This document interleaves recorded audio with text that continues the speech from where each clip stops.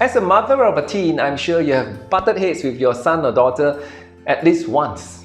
That's completely understandable because your worldview and your opinions and your life experiences are completely different. But for some parents, this conflict has gone to such an extreme that it puts a strain on the parent-teen relationship. If you notice that your teen has been lashing out more often, or you guys argue over the smallest thing, then perhaps it is time to take a serious look at your relationship with your son or daughter. What's causing this conflict? And most important, how can you solve it? Now, before we jump into the tips of avoiding conflict, it's important for you to understand that there are always underlying reasons for this type of conflict in the family. Most of the time, there is one main reason. Sometimes, there is more than one. For some families, the root cause of this conflict is something that the parent has done which the child sees as unfair. For example, setting a very strict rule at home, imposing a curfew, or disciplining a child in a way that he sees as not fair. Some other times it's because of something that the child has done, getting a bad grade, sneaking out at night, or getting caught doing something that he or she is not supposed to do. To avoid conflict, the most important part is to identify the root cause. Once you have done that, talk about it, communicate about the issue before conflict arises.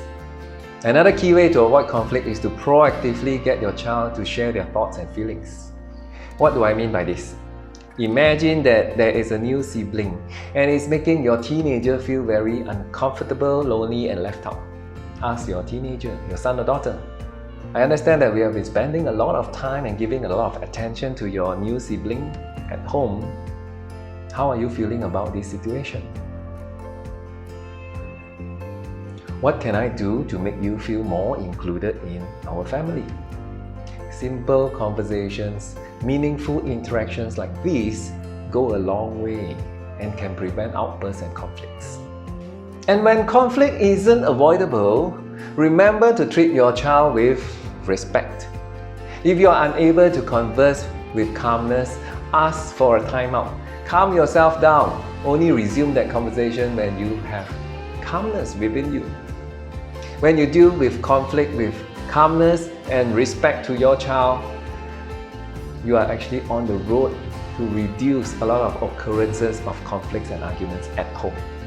Having said all that, avoiding conflict with a teen isn't easy at all. But I hope that these few tips will equip you with the know-how to navigate the teen years as conflict-free as possible. I'm Jason Tong signing off. To wish you Merry Christmas and Happy New Year, and I will see you again with new tips to build strong, loving and respectful relationship with your teen in 2023.